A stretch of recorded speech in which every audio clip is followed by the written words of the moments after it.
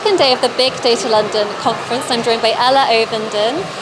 She is AI and analytics consultant at IBM, and you today did a talk on sort of the gender disparity in the tech and data sectors today. Do you want to elaborate a little bit on what that session was about? Yeah, of course. So I lead the Girls in Data charity for the UK, and actually expanding out. We've got our first event in India this Friday, and the talk spoke about actually there's 3 key intervention points within a child's life that we really need to be focusing on if we want to improve the gender gap going into the data industry.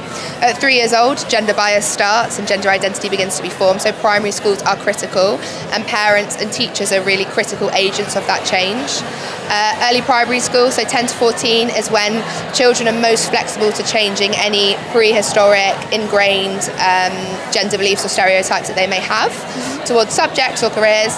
And finally, that 16 plus, where actually only 3% of females are considering a role in a career in technology at the moment, and that has to change. So we really need to switch up what are we talking about when we talk about the data industry and the roles within it.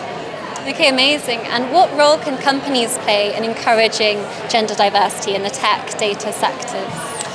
I think just being really open and transparent, right? I think that sometimes diversity and inclusion kind of strategies can come across slightly for show, and actually I think really having employees that can vouch for what the inclusion and the culture is like internally is so important. They're your biggest kind of agents of play, right, when we talk about diversity and inclusion. And I think if we can have companies and we have spokespeople, like we do a lot of work with women in data, and we see the companies there, we know that they are concreted, they're showing the fact that they have D&I ingrained. They understand that actually women in data are so important in terms of kind of closing that gap and really making women feel important. I had a lady come up to me today after the talk we did, and she was like, it was amazing hearing about how you're inspiring children, how you are getting more girls into the sector, but you're almost selling a dream, right? Because actually they're going to go into a workplace where it's not great, they're going to experience, gender bias, they're going to experience criticism and sexism.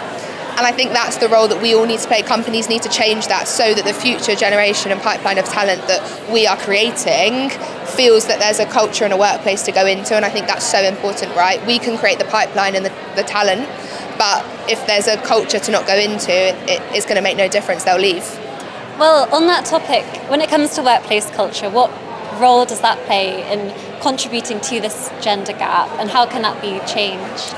So I think progression in the workplace is so important. I think that actually if women and girls don't see a progression within the company that they are, they'll find it somewhere else. And I think that we don't do enough, right? If all of your leadership and all of your male leadership, or your leadership are male, you don't see a path, right? You can only see what you can be. And I think when we don't have female role models within the workplace, it's really hard for younger junior talent to picture how they can stay in the company and progress. And that's where they tend to look elsewhere, because they can see a really role model figure that's in senior leadership that's advocating. So I think that the culture aspect is important in the sense of intentional hiring, making sure that you're doing internal events to be speaking about leadership, showing that you've got visibility in gender across leadership, and also just being role models for your junior talent. If you want them to stay, you need to coach them, you need to nurture them, and understand that actually they're coming to a very intimidating place, and actually that culture will play a massive part in whether they stay or go.